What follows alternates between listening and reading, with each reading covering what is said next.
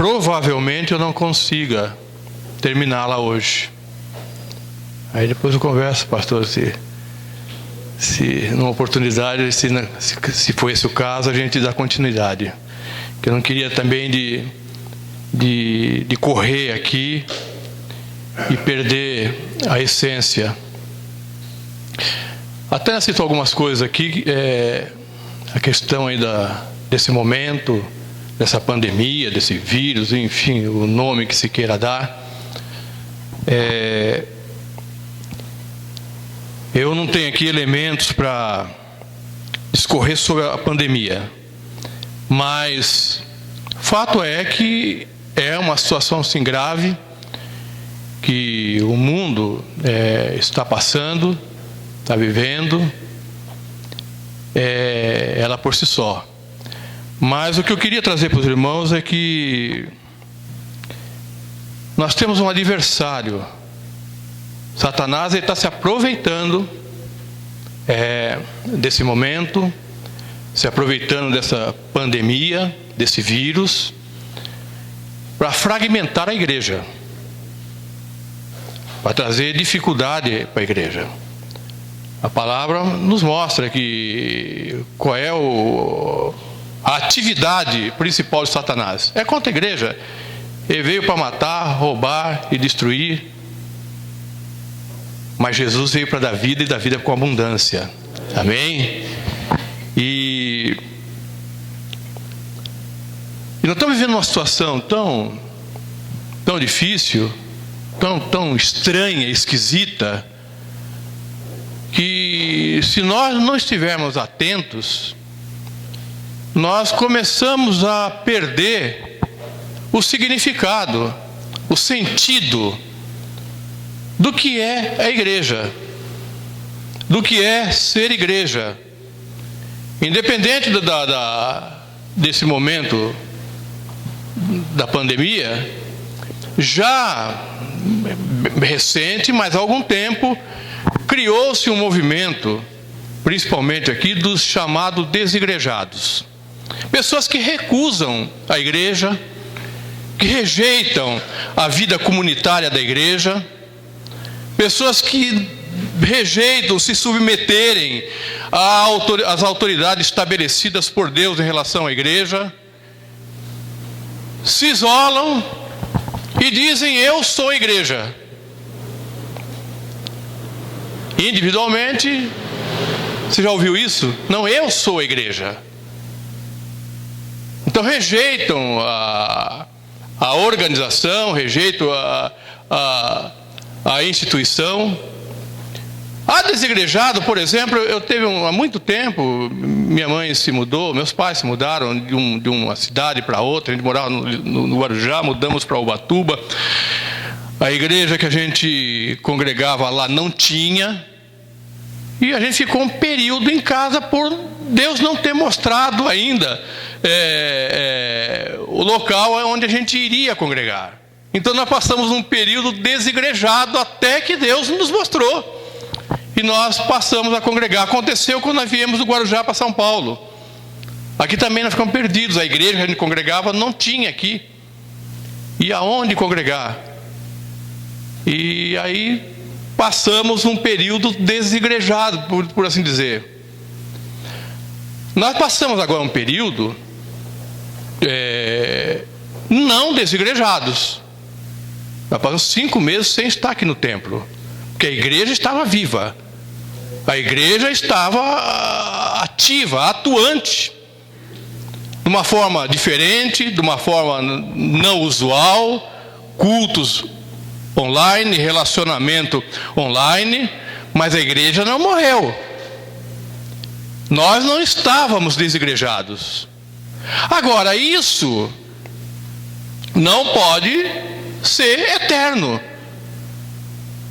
Nós estivemos reunidos na semana passada, né? Foi semana passada, com a liderança aqui. Foi um tema tratado aqui. É uma ferramenta, provavelmente ela vai ser utilizada ainda mais, muito mais do que até que foi.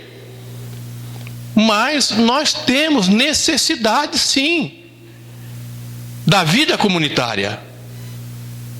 do contato com os irmãos, de olhar um para o outro, de se estranhar até, eventualmente. E isso não é uma impressão minha, não é um conceito meu. Aliás, a igreja não é um conceito nosso. A igreja foi estabelecida pelo Senhor. Ela não é simplesmente um conceito. A igreja é algo poderoso. A igreja é a maior instituição que se tem notícia na terra. E é exatamente isso que eu queria tratar nessa mensagem. Porque se nós nos perdemos nisso, daqui a pouco nós estamos assim, se a gente não tiver esse entendimento, essa compreensão do que é igreja, do que é ser igreja, nós vamos perdendo a essência de tudo. Abra a palavra de Deus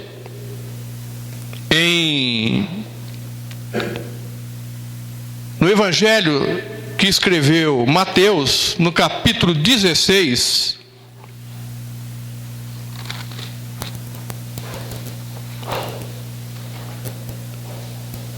A partir do versículo 13.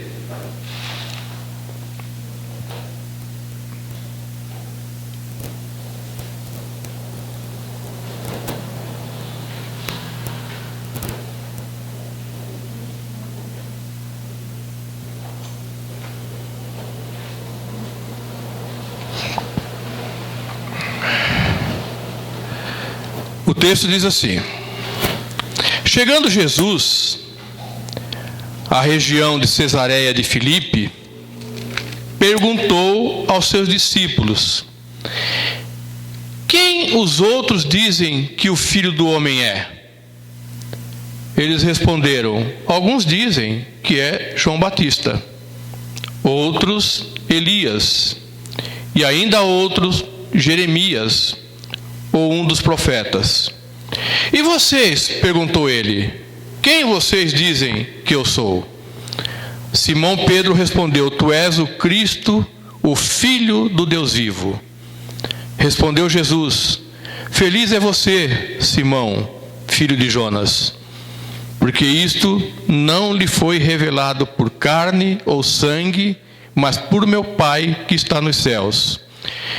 E eu lhe digo que você é Pedro, e sob esta pedra edificarei a minha igreja, e as portas do Hades não poderão vencê-la.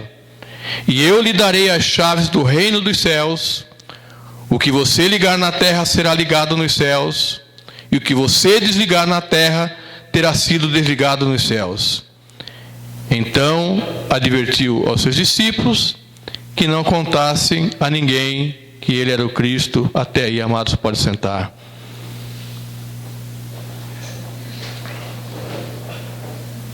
Essa, amado, eu penso que é a maior declaração relacionada à igreja feita por Jesus.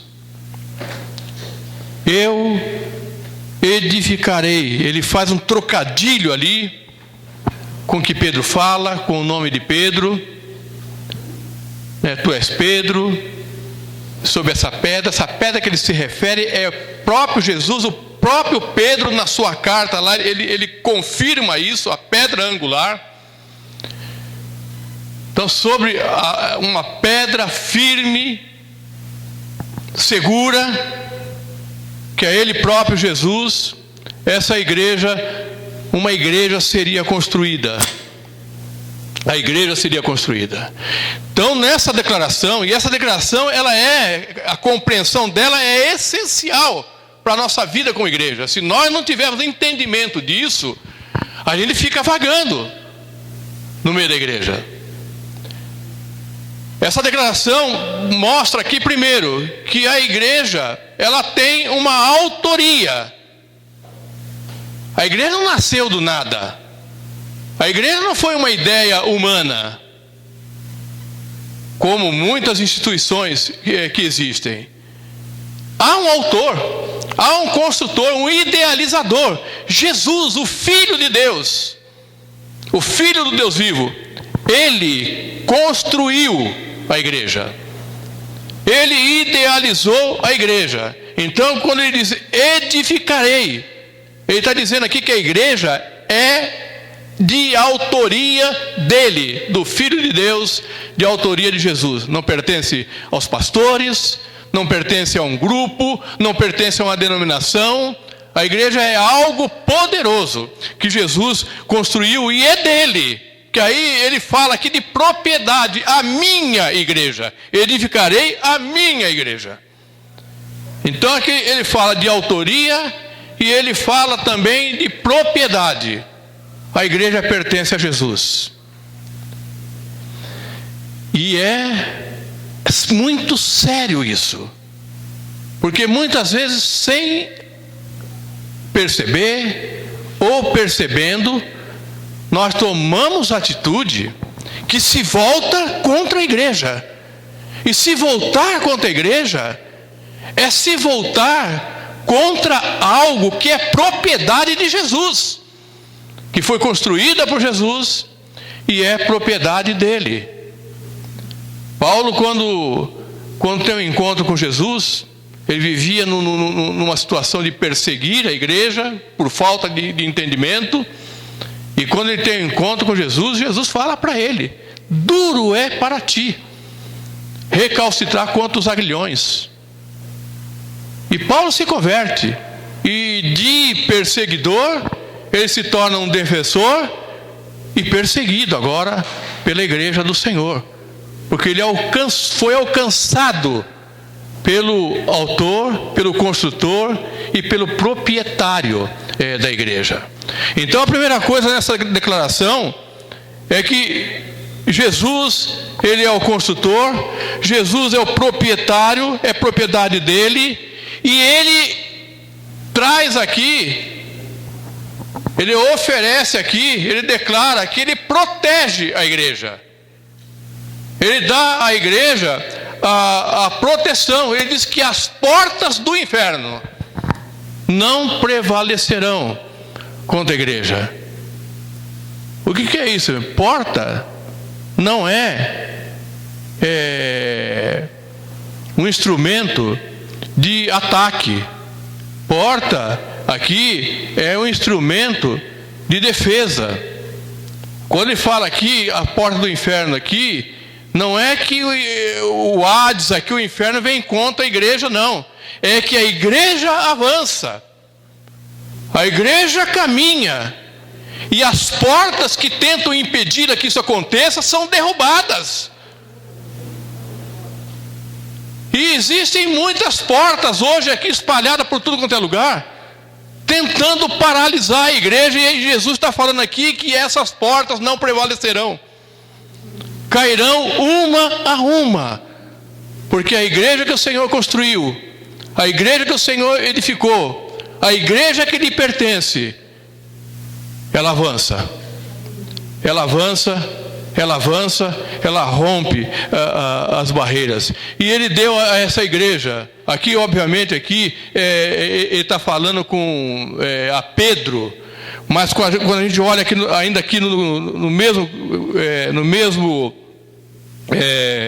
evangelho, no capítulo 18, aqui quando Jesus trata da ofensa ao irmão, vai a ele, fala com ele, se ele não te ouvir, leva 2 testemunhas, e se não ouvir, leva ali a igreja, apresenta a igreja, e se não ouvir a igreja, aí essa pessoa será tratada como gentil e publicano. E ali Jesus repete: aquilo que for ligado aqui será desligado no céu também. Então, quando aqui fala para Pedro aqui, ele oferece autoridade aqui a Pedro, que depois é passado a todos os apóstolos, e é a autoridade dada à igreja. As chaves é dada à igreja, chaves que vai abrindo essas portas que tentam paralisar a igreja. Dá autoridade para ligar e desligar. Então, como eu posso, diante de tudo isso aqui, ignorar o valor da igreja, ignorar o que a igreja de fato é. E hoje é assim, amados. Infelizmente, há setores que tentam ridicularizar a igreja ou diminuir a sua importância. Interessante que depois aqui Jesus começa, ele fala que vai edificar, e ele começa a descrever um caminho até a essa edificação, porque a igreja não foi de fato edificada nesse momento, mas ele fala de perseguição, ele fala de luta, ele fala de sofrimento, ele fala da sua ida até a cruz. Ele diz que é necessário.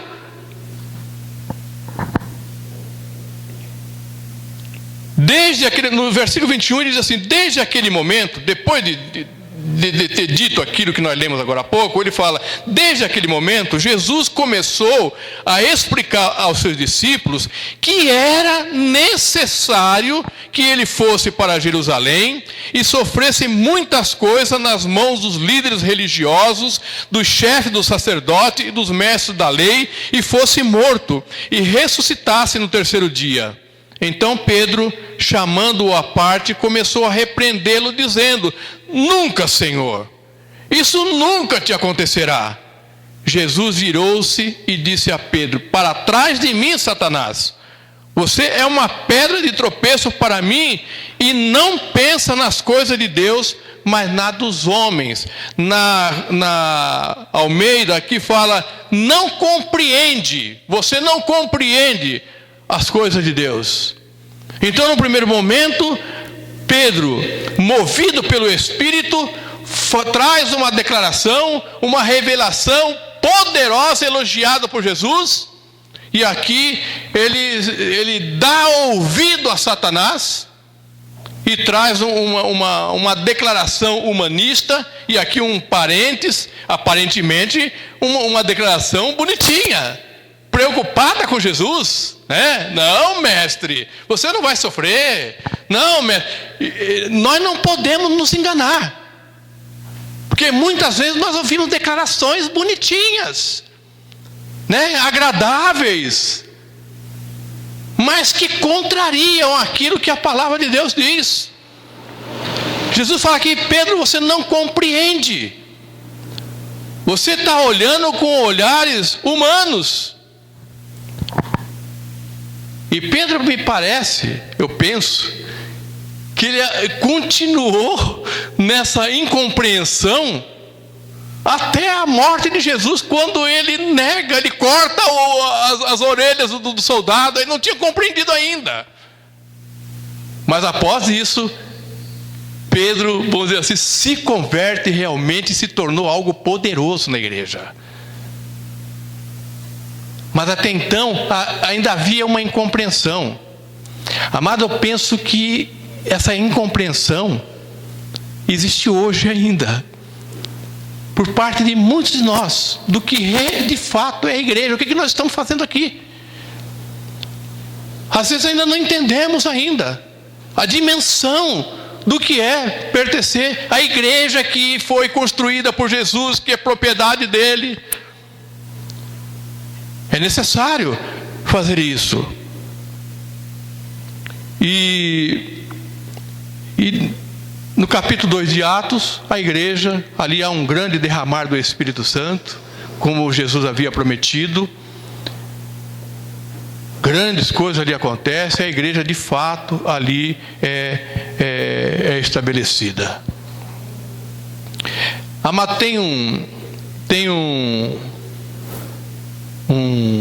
setor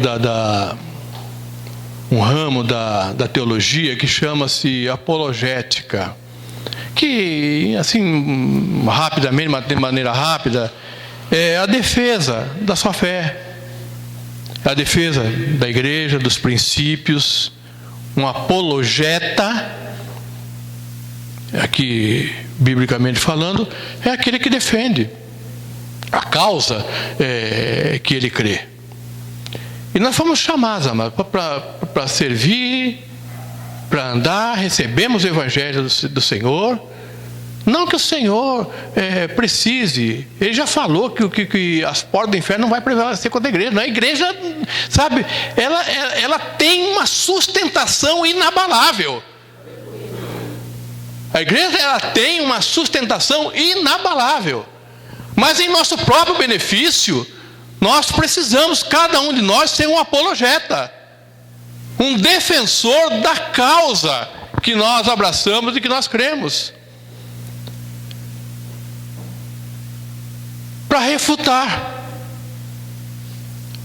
para ter elementos para refutar os conceitos dos desigrejados que muitas vezes vêm tentar nos convencer que isso aqui é desnecessário, a refutar aqueles que combatem, porque hoje há aqueles que dizem que não, que templo.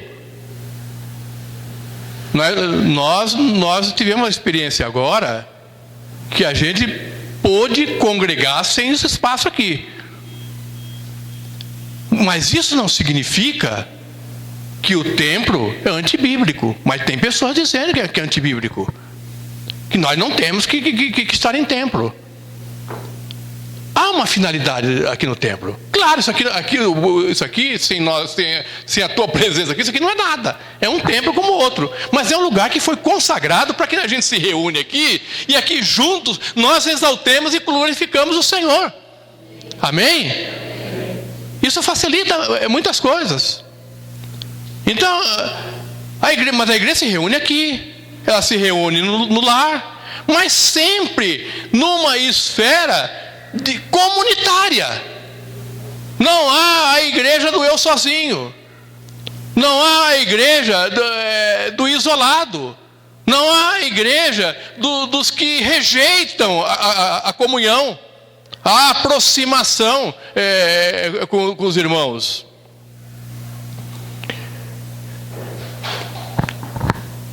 Eu queria compartilhar com os irmãos aqui algumas definições de igreja. Primeiro, eclésia. A origem no grego, a igreja no Novo Testamento, ela é sinalizada com esse termo, eclésia. O termo eclésia, ele é citado 114 vezes na Bíblia. Só Paulo cita 62 vezes. Jesus cita 2. Esse texto que eu li em Mateus 16 e em Mateus 18. 2 vezes ele cita a igreja ali. Ele está falando do grego, eclésia. E eclésia no grego, a etimologia dessa palavra, ela é formada por dois termos, chamar e fora. Forma essa palavra eclésia. Mas na verdade ali, o contexto ali, simples, eclésia ali queria dizer assembleia, reunião de uma comunidade. Então ali, secularmente, em Atenas, quando tinha-se algo a ser resolvido, era convocado setores da sociedade para reunir-se em assembleia e decidirem alguma coisa. Então, dentro disso, quando Jesus disse, eu edificarei a minha igreja, ele disse, eu vou edificar a minha eclésia. Eu vou edificar uma assembleia, uma comunidade. Foi isso que Jesus quis dizer ali, quando ele dizia, eu edificarei a minha igreja. E essa comunidade, as portas do inferno não vão prevalecer contra ela. Então aqui a gente já vê aqui o sentido de comunidade, uma assembleia reunida. Então a primeira coisa quer dizer eclésia, assembleia, isto é, pessoas que eram convocadas a se reunir para determinado fim. No caso de Atenas, na Grécia, nem sempre era religiosa, mas quando Jesus chamou de eclésia a igreja de Cristo, ele estabelece o corpo de Cristo, o povo de Deus, um conjunto de salvos, de homens e mulheres lavados, remidos no sangue de Jesus, Quando se fala do corpo de Cristo, porque Cristo é o cabeça, e um dia o corpo, os salvos, vão se reunir com o cabeça, no momento glorioso, a eclésia, que quer dizer igreja. Amém? Então, igreja, eclésia, uma assembleia, uma comunidade criada, estabelecida para glorificar a Deus, para exaltar a Deus e para nos alimentarmos, para nos edificarmos, para nos aperfeiçoarmos um ao outro, em nome de Jesus. Amém? Vamos lá. Não vou conseguir. Eu não tenho a capacidade do pastor Marcelo de síntese. Já vi o pastor Marcelo vir pregar aqui, eu olho no relógio, falta 20 minutos. Falei, meu pai, né? Coitado do pastor Marcelo. Aí quando ele acaba, eu falo, coitado de mim, né? Que não consigo essa proeza, né? Glória a Deus. Um dia eu chego lá. Amém. Mas afinal, amado, o que é de fato a igreja? Primeiro aspecto, a igreja, essa que você pertence, meu irmão, essa igreja que nós pertencemos. Agora vamos ver o que a Bíblia diz em relação à igreja. Ela é o corpo de Cristo. Amém? Você se alegra com isso? Você faz parte do corpo de Cristo. Amém? Você é membro do corpo de Cristo. É o primeiro aspecto da igreja. Olha que diz em 1 Coríntios capítulo 12, do versículo 12 ao 20, não preciso abrir, irmãos. Ora, assim como o corpo é uma unidade, embora tenha muitos membros, e todos os membros, mesmo sendo muito, formam um só corpo, assim também com respeito a Cristo. Pois em um só corpo, todos nós fomos batizados em um único Espírito, quer judeus, quer gregos, quer escravos, quer livres. E a todos nós foi dado beber de um único Espírito. O corpo não é composto de um só membro. Viu? Não existe eu sou a igreja, né? O corpo não é composto de um só membro, mas de muitos. Se o pé disser, porque não sou mão, não pertence ao corpo, nem por isso deixa de fazer parte do corpo. E se o ouvido disser, porque não sou olho, não pertence ao corpo, nem por isso deixa de fazer parte do corpo. Se todo o corpo fosse olho, onde estaria a audição? Se todo o corpo fosse ouvido, onde estaria o olfato? De fato, Deus dispôs cada um dos membros no corpo. De fato, Deus dispôs cada um dos membros no corpo, segundo a sua vontade.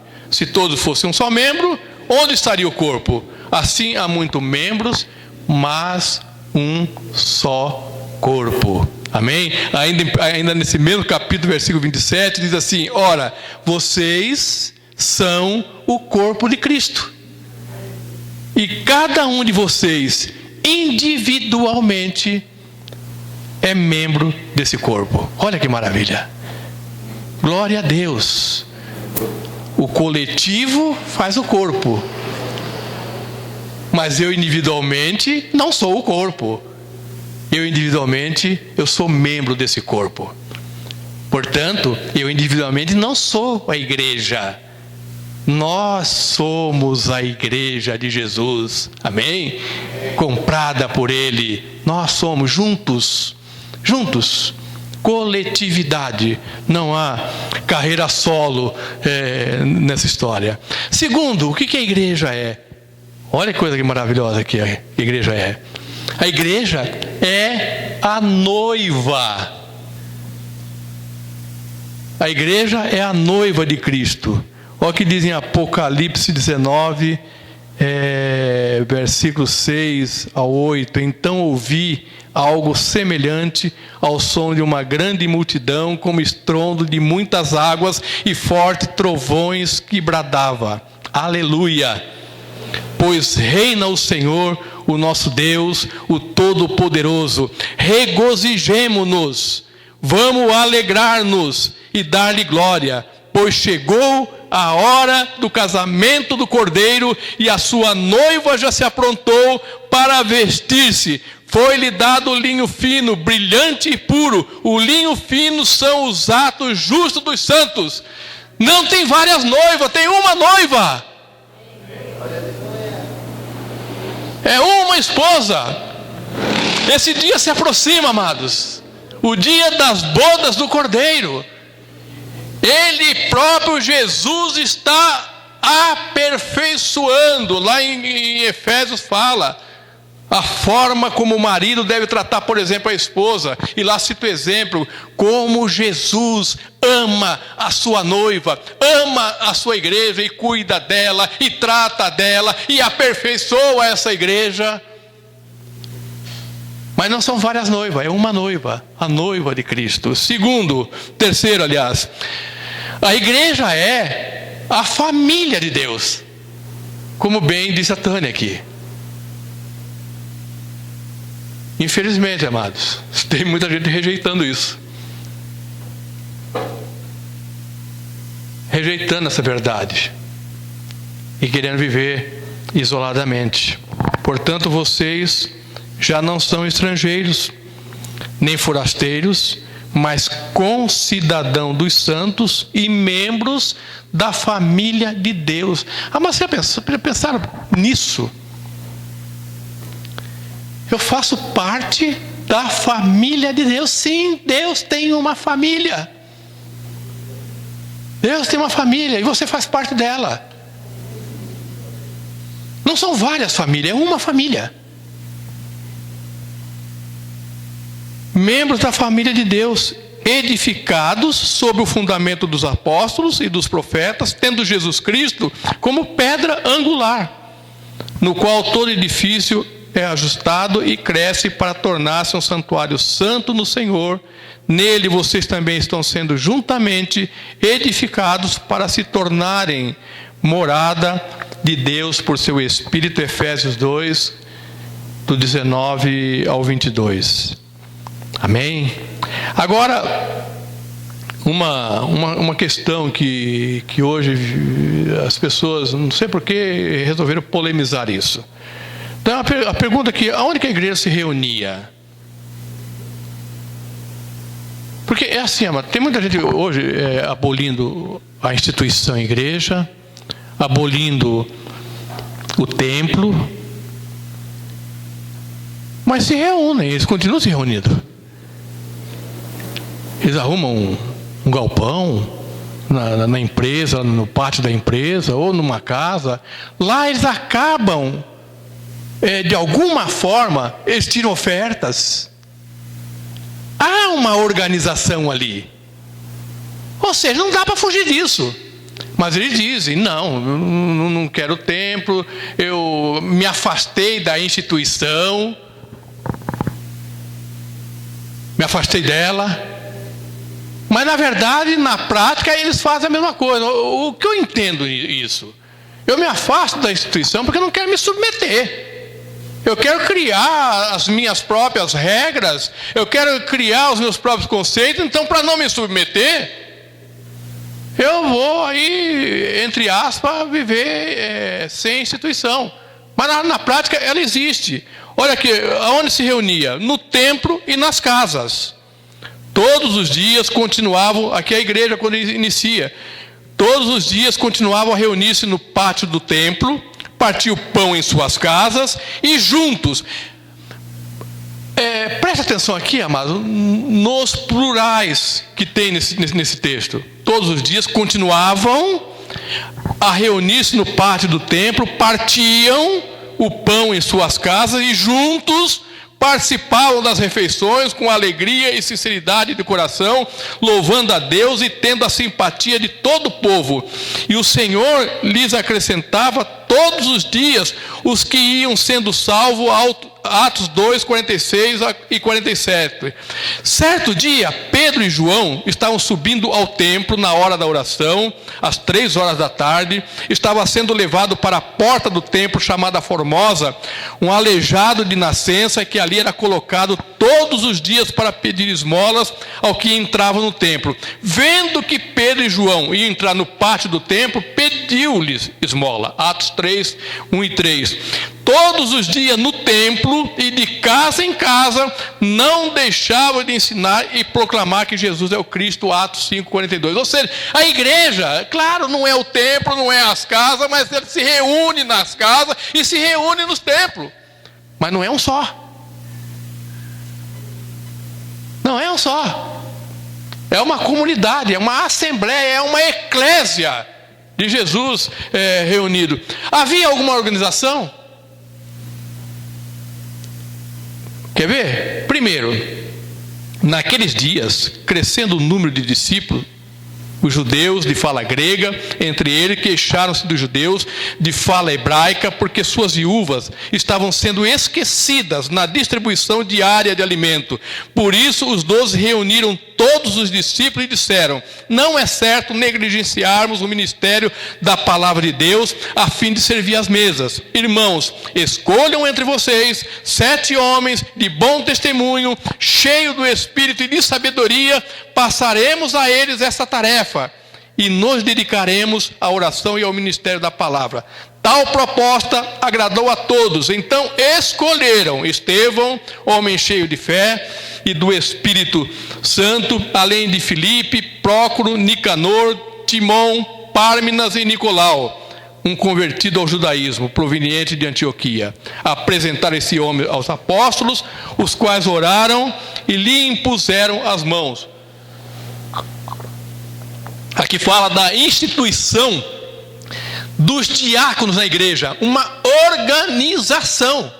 Organizaram a igreja com os seus diáconos para resolver uma situação que surgiu ali no início da igreja. Outra coisa aqui, a designação de Jesus, porque é outra coisa. Eu não preciso de pastor. Quem já não ouviu isso? Meu pastor é Jesus.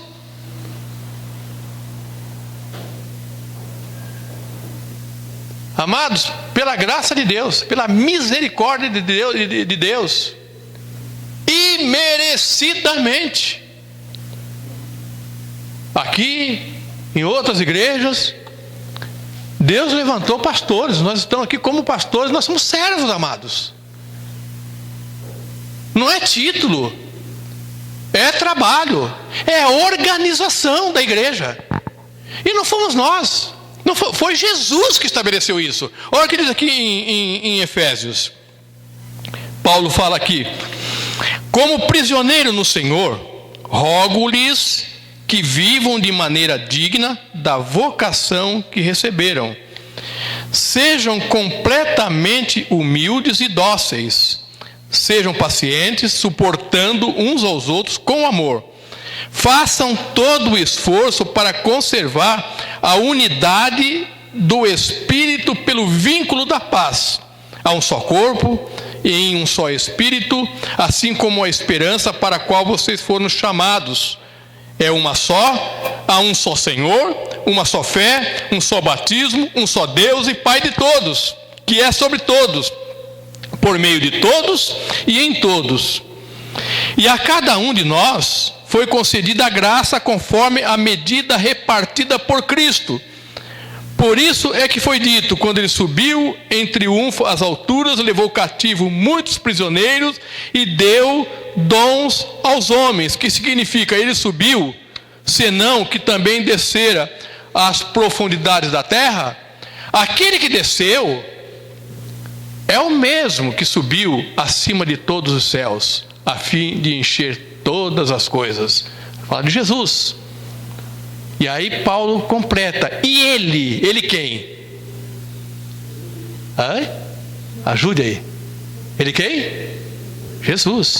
E ele designou alguns para apóstolos, outros para profetas, outros para evangelistas, outros para pastores e mestres, com o fim de preparar os santos para a obra do ministério, para que o corpo de Cristo seja edificado, até que todos alcancemos a unidade da fé e do conhecimento do Filho de Deus, e cheguemos, sempre plural, amados, eu insisto nisso, e cheguemos à maturidade, atingindo a medida da plenitude de Cristo. Procure depois lá, Efésios 4, do versículo 1 ao versículo 13. Organização, Jesus organizou a sua igreja. Amém? Ele construiu, amém? Ele é o proprietário dela, ele a protege, ele deu autoridade e ele organizou a igreja. A igreja, ela é um organismo e ela é uma organização organizada por Jesus. Por Jesus. Amém? Então esse entendimento nós precisamos ter.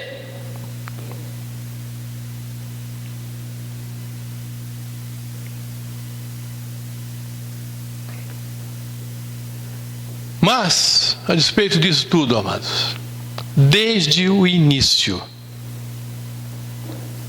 ali em Atos, quando diz que eles estavam juntos, eu penso, sabe por que eles estavam juntos? Porque em seguida a perseguição chegou.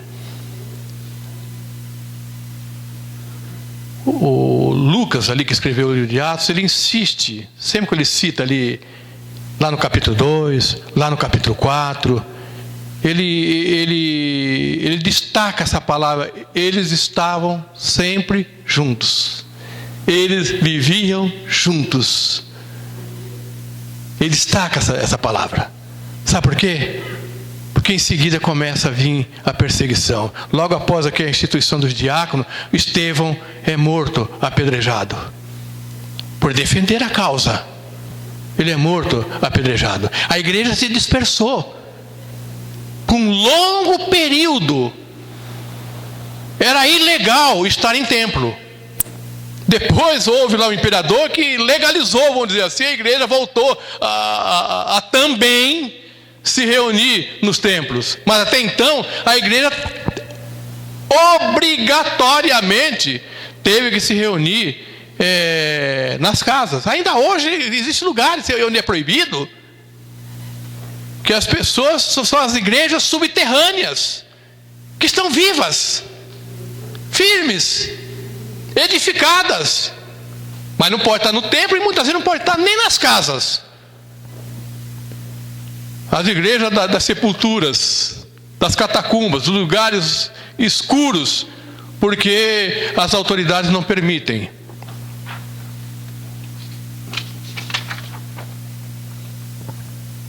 Então, desde o início, a igreja foi perseguida.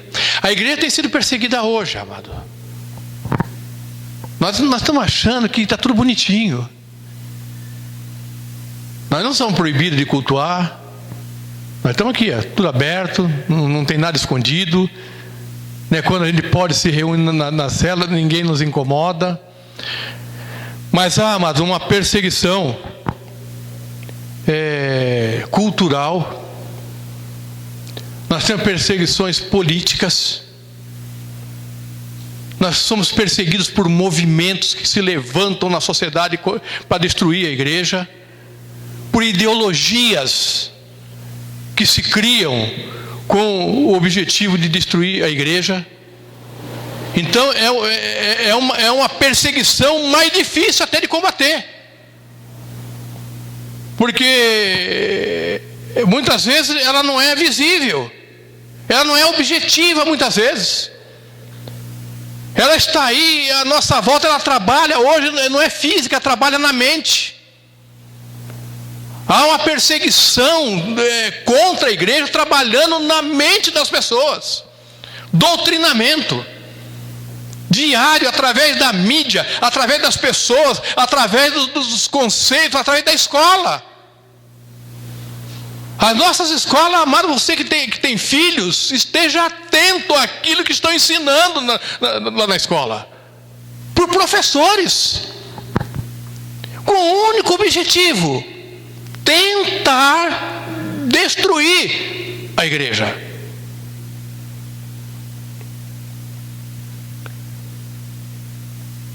A igreja, pelo fato dela não se dobrar a esse tipo de coisa, pela igreja não se dobrar àquilo que hoje chama-se de politicamente correto. Eu não posso falar isso porque eu vou ofender tal grupo. Eu não posso dizer aquilo porque eu vou contra tal movimento. E a igreja, essa que Jesus estabeleceu, não deve se dobrar a esse tipo de situação. E quando ela realmente não faz isso, ela é taxada de culturalmente atrasada.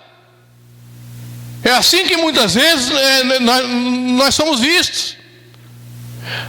A igreja muitas vezes tem sido chamada de intolerante, de fundamentalista, por não se render ao politicamente correto que hoje está aí para destruir a igreja. E amado, o que mais entristece, que uma coisa é você ouvir isso daqueles que não são da igreja, mas o que mais nos deixa triste é ouvir isso, às vezes, de próprios membros da igreja. A minha igreja não tem amor. A igreja é assim, assim, assim, assim. Pessoas de dentro. Ou seja, uma perseguição interna. Amado, lutar contra o inimigo, lutar contra Satanás, Jesus vai à nossa frente. Isso nos dá até estímulo a continuar. Mas, amado, a coisa mais terrível que tem é a gente lutar contra o irmão. É lutar contra nós mesmos. Satanás, ele arquitetou um plano, uma estratégia de fragmentar a igreja com o único objetivo de destruí-la. Então ele tenta trazer fragmentação na igreja. E a fragmentação nem sempre é física. É aqui, ó. Estamos sentados juntos, mas separados. Convivendo juntos, mas pensando diferente. E quando a palavra nos manda, nos ordena que a gente tenha um único pensamento. Eu vou ler aqui, eu peguei aqui um artigo. Esse artigo foi escrito em 2010 pelo pastor Hernandes Dias Lopes. E eu salvei ele. Eu queria ler aqui para a igreja. Olha o que ele fala aqui. A igreja foi escolhida, soberana e livremente pelo Pai desde a eternidade. Foi remida pelo sangue de Cristo e selada pelo Espírito Santo. A igreja é o corpo de Cristo em ação na terra. É o santuário da habitação de Deus, a noiva do Cordeiro, a coluna e baluarte da verdade. A igreja deve ser depositária e portadora da verdade. Fora da verdade, não há evangelho para pregar. Não há salvação para receber, nem esperança que sirva de âncora para a alma. Vemos hoje com pesar a realidade de uma geração pós-cristã na América do Norte e na Europa, e o florescimento de um misticismo acentuado na América Latina. Um grupo foge da verdade revelada pelo secularismo, e o outro pelo experiencialismo. Ambos relativizam as Escrituras.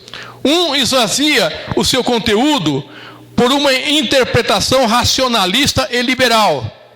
O outro por buscar nela sustentação para suas práticas.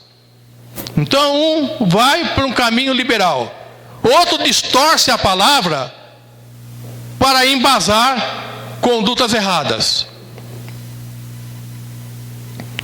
Na América do Norte e na Europa, muitas igrejas são vazias, trôpegas e mortas.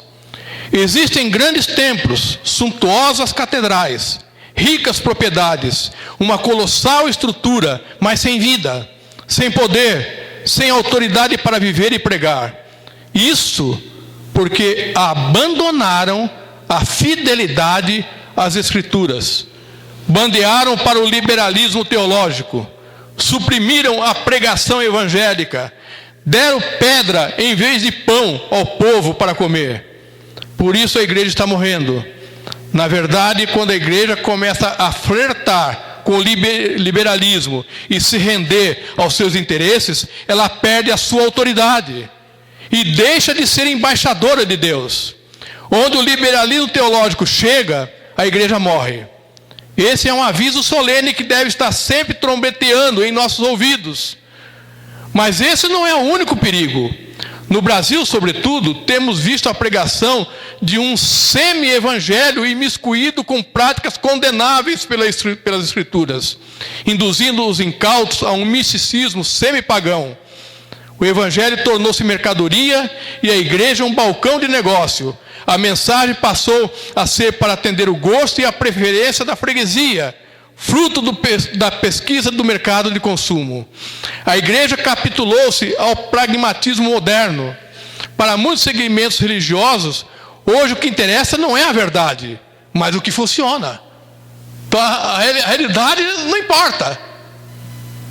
Importa qualquer coisa que esteja funcionando. Ora, a verdade. O que interessa não é a verdade, mas o que funciona. Não estão preocupados com o que é certo, mas com o que dá certo. É imperativo que nesse tempo de confusão, apostasia e desequilíbrio, a igreja de Deus se levante como coluna e baluarte da verdade. A doutrina bíblica é inegociável. Não podemos transigir com os absolutos de Deus. Você já ouviu a seguinte frase? Não existe verdade absoluta. Isso é modismo. É modismo. É neologismo para contradizer a verdade da palavra de Deus. Existe sim verdade absoluta. Eu sou o caminho, a verdade e a vida, disse Jesus, e sem mim ninguém vai ao Pai, disse Jesus. Verdade absoluta. Jesus é a verdade absoluta. A palavra de Deus é a verdade absoluta. As Escrituras de Deus é a verdade absoluta. E se tudo isso que nós estamos falando, pregando, a gente não crê, questionar, nós estamos numa enrolada, amados. Porque nós teremos que acrescentar alguma coisa aqui. Ou rasgar algumas páginas daqui. E a palavra diz que se a gente assim o fizer,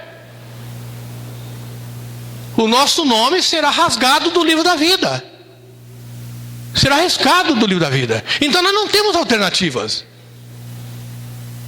A única alternativa, amado, é a gente cumprir o nosso papel como igreja, que é coluna e baluarte, coluna e firmeza da verdade. Nunca, talvez nunca, a igreja fosse tão necessária num mundo perdido como esse como nós vivemos. Porque ela detém a verdade. E essa verdade, você acha que esse mundo está podre? E está mesmo? Não está pior. Porque a detentora da verdade ainda está aqui. A igreja, ela tem funcionado como freio desse mundo. E você faz parte dessa igreja. É o corpo de Cristo aqui na terra. Então, amados, para a nossa aplicação, não deu para terminar mesmo. Para a nossa aplicação,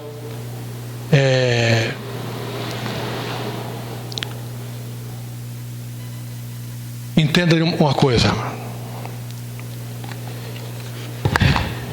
Entenda o seguinte. Primeiro medite nos textos. Vai para a lição da célula. Medite nos textos. Faça a sua autoavaliação em relação a tudo isso.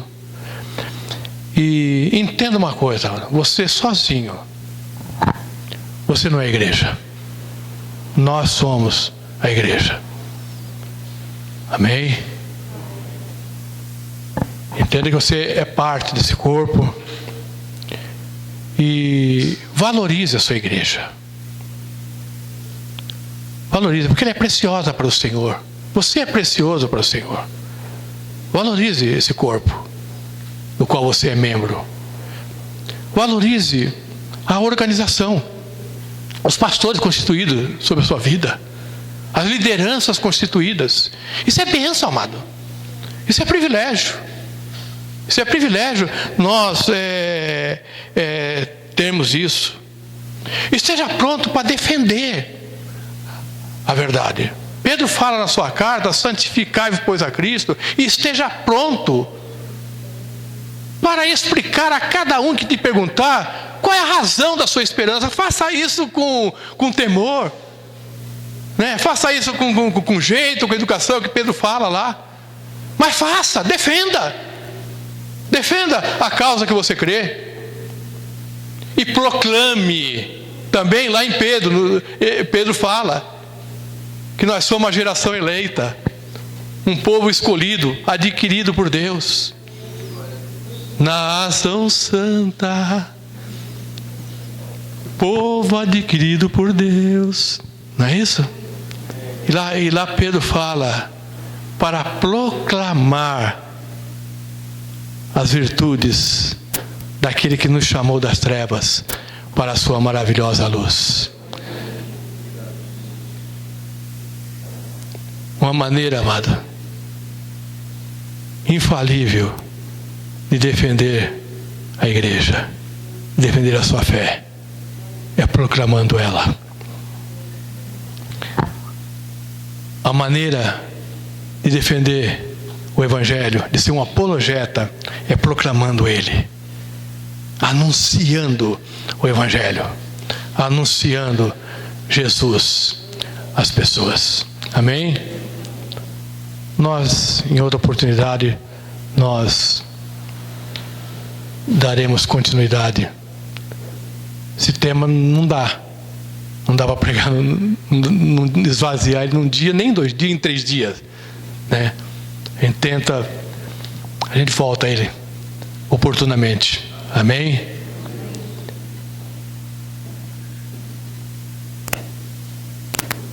Essa pandemia, um minutinho. Pastor Marcelo já várias vezes falou aqui, e nós concordamos, e é verdade, tem trazido medo para muitas pessoas. Tem pessoas que estão receosas de estar aqui, e 100% de compreensão da nossa parte. Você está receoso, você está com medo, teme alguma coisa nesse sentido, amém. Eu diria para você, ore, amado, porque é o que o Brandão falou ali. Alguém perguntou: mas se você é diabético, pastor? Você tem diabetes? Vai fazer 63 anos de idade, está na categoria dos como é? Do grupo de risco, e você vai? Por favor, eu estou indo trabalhar todo dia. Esse dia fui para Campos, encher a casa lá, e eu estava lá trabalhando, e lá eu estava sem máscara. Lá não tinha todos os cuidados que aqui tem, não. Apareceu visita não sei da onde, lá que eu não sei quem era, da onde veio. Eu estava lá na churrasqueira, servindo eles. Aí como é que eu vou dar desculpa agora? Não vou na igreja porque eu sou grupo de risco. Com todo o cuidado que aqui está. Então, se você não vem na igreja porque está com medo, porque está receoso, mas está circulando para cima e para baixo, reveja isso, querido. É preciso rever. É necessário rever. Agora, é outra coisa. Que eu seria um omisso se eu não falar o que eu vou falar agora aqui. O que está acontecendo entre nós? E está acontecendo em várias igrejas, porque eu tenho ouvido falar isso. As conveniências. Tem pessoas que estão aproveitando esse momento e está muito cômodo ficar em casa, evitando o contato. Eu ouvi, ninguém me falou. Para mim está muito bom, porque eu não gosto de estar no meio de pessoas. Eu não consigo entender o corpo de Cristo com fragmentação dessa forma. Nós temos que estar juntos, amados. Nós sempre falamos na igreja primitiva, não falamos? Oh, a igreja primitiva, a igreja primitiva, a igreja primitiva, como exemplo. É na igreja primitiva que apareceu Ananias e Safira. Foi na igreja primitiva que, como nós lemos agora aqui, começou a haver discriminação entre mulheres gentias, viúvas e judias. Ou seja, eu quero dizer com isso que a igreja primitiva, que era realmente um exemplo, ela tinha problemas também. Ela tinha dificuldades também. Ou seja, a igreja, obviamente, ela é imperfeita. Eu sei disso. Mas eu fui plantado nessa igreja por Jesus. Amém? Eu com você, você e eu, nós fazemos parte de um mesmo corpo. O corpo de Cristo. Amém? Eu preciso de você. Você precisa de mim. Nós precisamos um do outro. Amém? Aleluia. Glória a Deus. Vamos ficar em pé, amados. Glória a Deus.